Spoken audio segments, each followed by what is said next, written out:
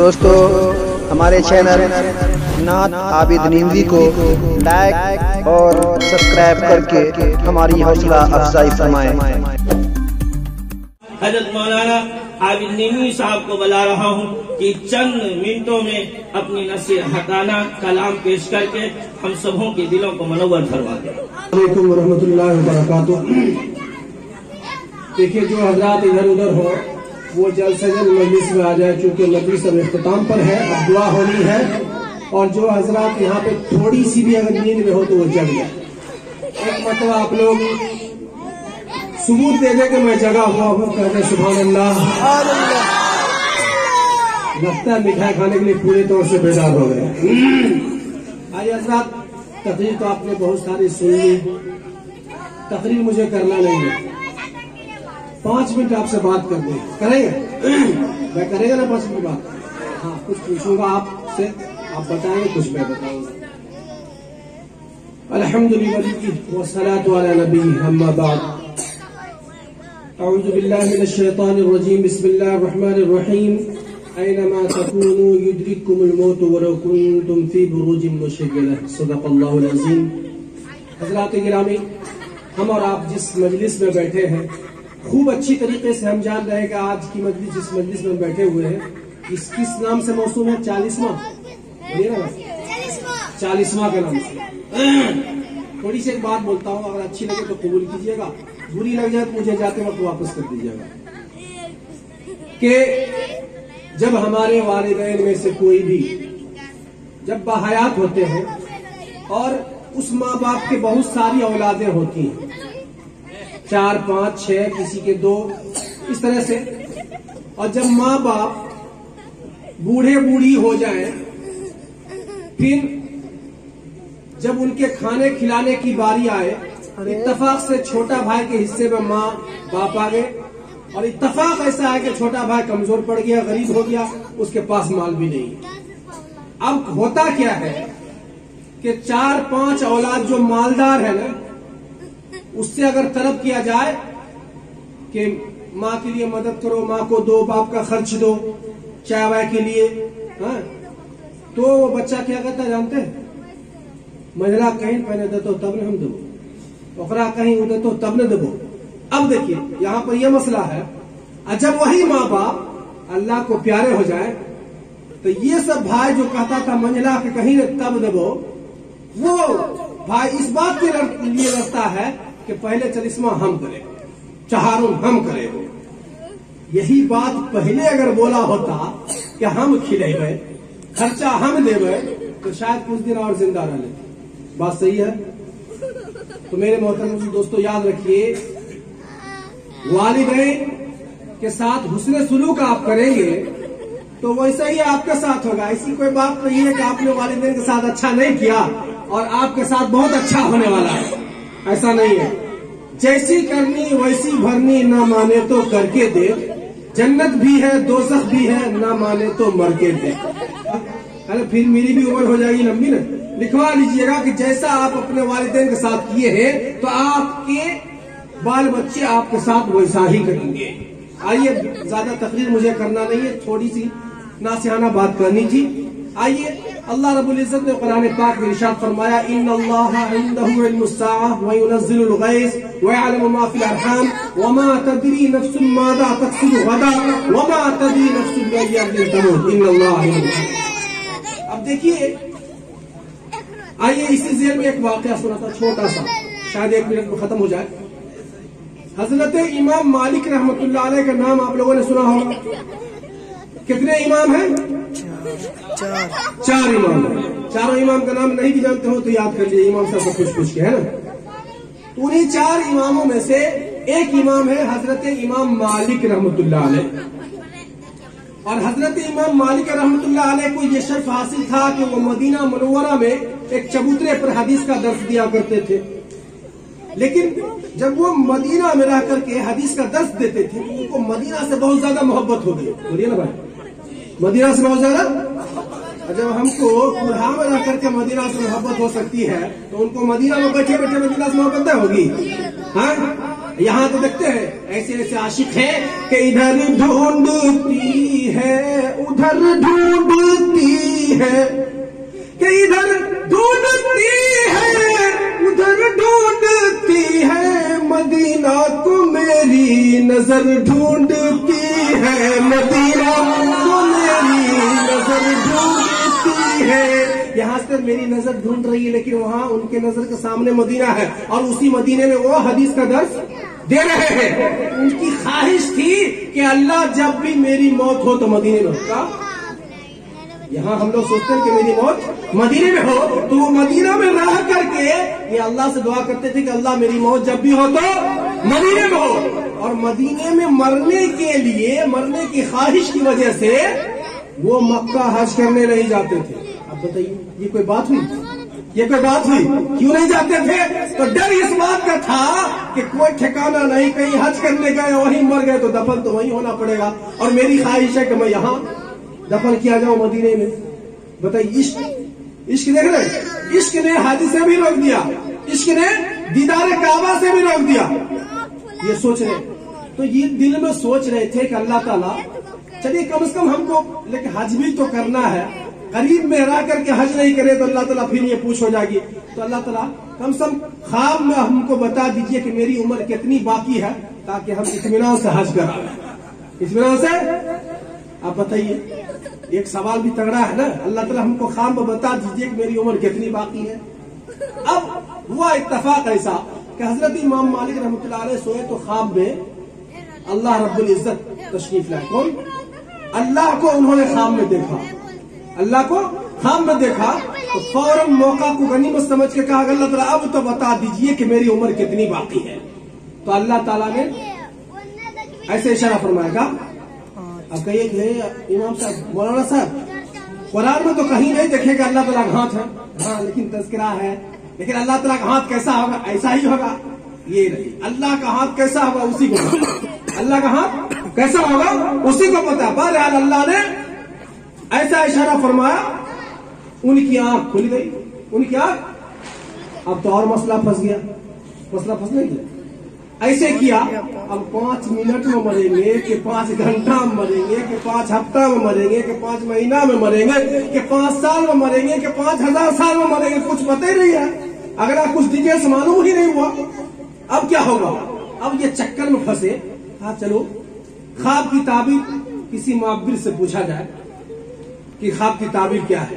تو اس وقت کے بہت بڑے معبر حضرت علامہ ابن سیرین رحمۃ اللہ علیہ تھے. انہوں نے اپنے شاگرد کو بھیجا کہ جاؤ علامہ ابن سیرین رحمۃ اللہ علیہ سے یہ سارے واقعہ سنانا اور کہنا کہ اس کی تعبیر کیا ہے. جب وہ پوچھے کہ کون دیکھا خواب تو نام مت بتانا, نام مت بتانا, لیکن یہ خواب کی تعبیر پوچھنا. لیکن دونوں تو وقت کے بزرگ تھے, دونوں وقت کے بزرگ تھے. جب ان سے پوچھا گیا تو انہوں نے کہا کہ پہلے تو یہ بتاؤ کہ اس خواب کو دیکھنے والے ہیں کون.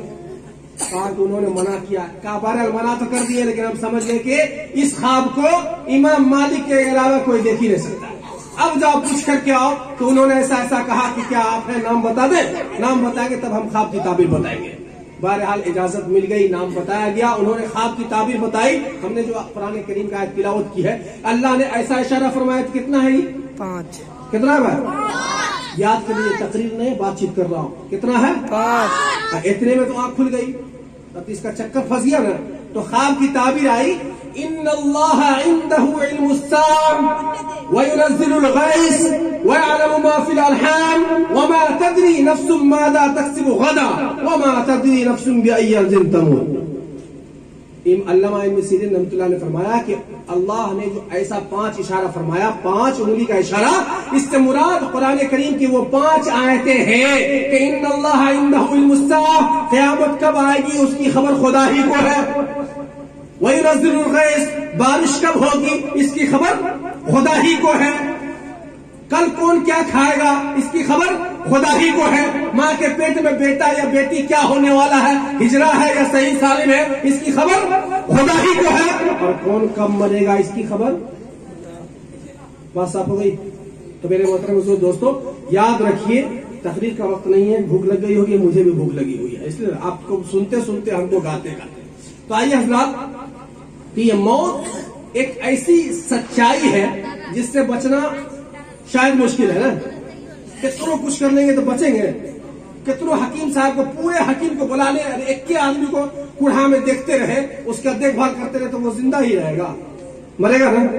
ہاں, اسی لیے موت کے بارے میں کسی شاعر نے کہا ہے کہ موت کیا ہے زمانے کو سمجھاؤں میں, موت کیا ہے زمانے کو سمجھاؤں میں, کہ موت کیا ہے زمانے کو سمجھاؤں میں.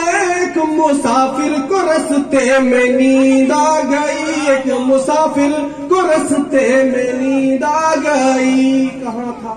ابھی گیا تھا بمبئی. ارے فلانا بیٹا ٹھیک ہے ٹھاک تھا, جاتے وقت ہم سے ملاقات بھی کیا تھا. کیسے مر گیا یار؟ ارے وہ تو اللہ کو پتا ہے کہ کب کون کیسے مرے گا. ابھی امام صاحب نے فرمایا نا کہ کس کو کیا خبر کہ کس کے کفن کا کپڑا بازار میں آ گیا ہوگا, ہے نا. اس لیے موت سچ ہے, ایک کڑوا سچ ہے. وہ کسی وقت نہ کسی وقت جب متعین ہے وہ ثابت ہو کر کے رہے گا. آئیے حضرات, اور موت سے بچنا مشکل ہے. انما تکونوا یدرککم الموت ولو کنتم فی بروج مشیدہ, کہ موت سے بھاگ کے جاؤ گے کہاں؟ تم شیشے کے کوٹھری میں بھی بند ہو جاؤ, 70 شیشے کے کوٹھری میں بھی بند ہو جاؤ, پھر بھی موت وہاں تمہیں پا لے گی, موت وہاں پا لے گی. ابھی وہ بھائی صاحب جناب ممتاز صاحب کی والدہ محترمہ, اس سے پہلے ان کے والد محترم اس دنیا سے رخصت ہو گئے, اس دنیا سے رخصت ہو گئی. تو میرے محترم دوستو, آئیے میری اپنے ماں اور بہنوں سے یہ کہنا چاہتا ہوں, خاص طور سے مرد کو تقریر سننے کے لیے بھیج دیتے ہیں, اپنے گھر میں جو ہے پیاز کاٹ کے, لہسن کاٹ کے, پھلا کاٹ کے اسی میں لگی رہتی ہے, وہ تقریر کو دھیان نہیں دیتی ہے. تو تھوڑی دیر کے لیے میں اپنے ماں بہنوں کو متوجہ کرتا ہوں کہ وہ غور سے سنے کہ بیاہ شادی میں منہ پھاڑ پھاڑ کے گیت گاتی ہیں, ہے نا, گیت گاتی ہیں, اور جو من سو گیت گاتی ہے, فحش گیت بھی گاتی ہے, اور غیروں کے طریقے سے مائک پر بھی گیت گانا شروع کر دیتی ہے. تو میرے محترم دوستوں, میری ماں اور بہنیں غور سے سنیں کہ ایک سہیلی جب ان کے مرنے کا وقت قریب آیا, مرض الوفات میں مبتلا ہوا, تو جب بھی کوئی بوڑھی مرنے والی ہوتی ہے تو گاؤں کے اڑوس پڑوس کے لوگ سہیلیاں ملنے کے لیے جاتی ہیں, انہیں تسلی دلانے جاتی ہے کہ کی کربو فلن ماما تو میں دلو کر ہمرو باری ہے, اللہ اللہ کرو, ہے نا, یہی سب تسلی دلاتی ہے. تو تمام سہیلیاں جمع ہوتی ہیں, تسلی دلا رہی ہے ایک بوڑھی عورت کو.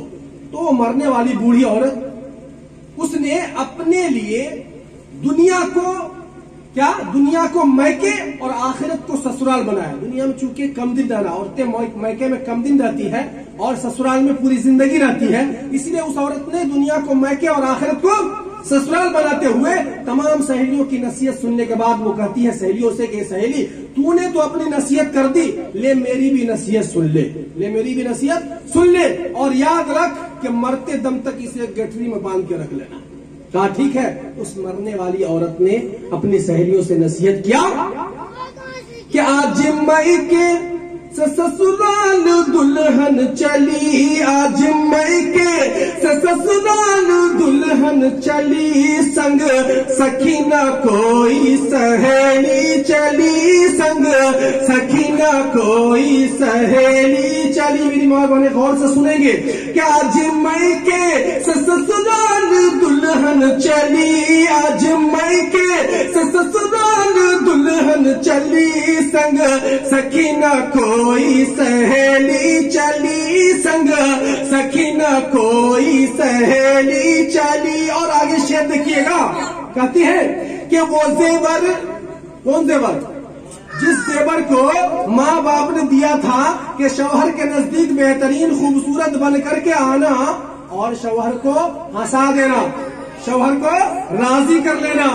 تو یہ بیوی جانتے ہیں دنیا میں کیا کرتی ہے کہ شوہر کے نزدیک پہن کے ہنسانے کے بجائے شوہر کے نزدیک منہ کو مدھ مکھی کے چھتا کی طرح لٹکائے رہتی ہے, اور دوسرے کے بیاہ میں جا کے زیور پہن کے خوب جھمکاتی ہے. الٹا اسی کے بارے میں وہ کہتی ہے کہ وہ زیور رہ گئے مال زر رہ گئے, وہ زیور رہ گئے مال زر رہ گئے, اور پھول سے اولاد گھر رہ گئے, اور پھول سے اولاد گھر رہ گئے, ہاتھ خالی یہاں سے اکیلی چلی, آج میکے سے سسرال دلہن چلی. اور آگے دیکھیے گا شعر کہتی ہے کہ لب پہ سلے, گیت نہیں گانا ہے, لب پہ سلے اعلیٰ